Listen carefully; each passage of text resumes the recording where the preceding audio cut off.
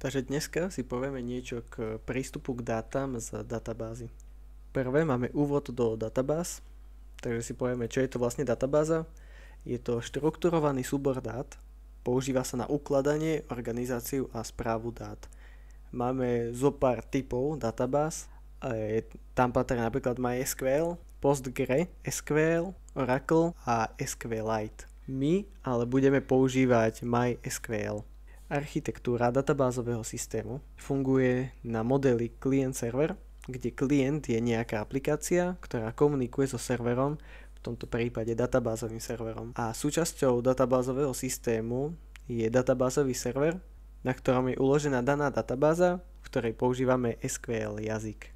Jazyk pre manipuláciu s dátami, keďže som spomínal SQL, bude dobré, keď si povieme, čo to vlastne znamená.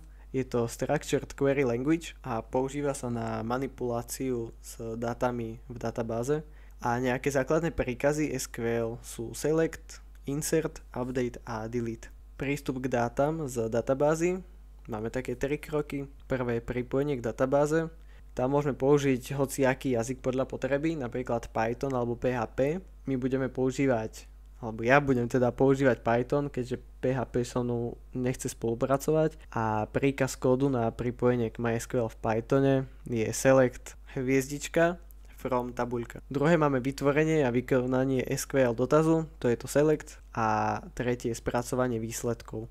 Pripojenie k databáze, príklad v Pythone. Máme tam knižnicu MySQL Connector, ktorá slúži na to, aby sme sa vôbec mohli pripojiť ku tej databáze. A máme tam nejaké parametre, patrí tam host, user, password a database. Host je nejaký localhost, meno localhostu záleží od toho, aký vy používate. User je vaše prihlasovacie meno do databázy, password, heslo do databázy a database je už tá konkrétna databáza, s ktorou chceme pracovať. Vytvorenie a vykonanie SQL dotazu je vlastne to, čo som už vysvetlil.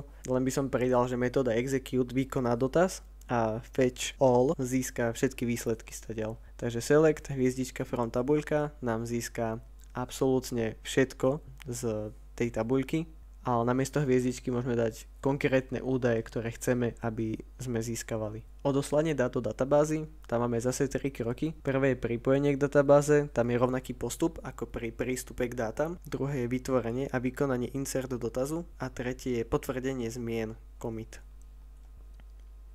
Dobre, takže máme nejaký insert dotaz. Dotaz insert into tabuľka, stĺpec 1, stĺpec 2 values. Vloží nové dáta do tabuľky. Do tabušky si nevšímajte, ďakujem. A execute vykoná dotaz s danými hodnotami. Execute máme to query a values. Query je ten insert a values je hodnota 1, hodnota 2. A commit tieto zmeny uloží konkrétne do databázy. Takže po následovnom pozretí databázy ich tam uvidíme spolu s ďalšími dátami, pokiaľ tam nejaké boli. A to je všetko z tejto prezentácie. Dúfam, že to bolo ľahké na pochopenie a to je všetko. Peace.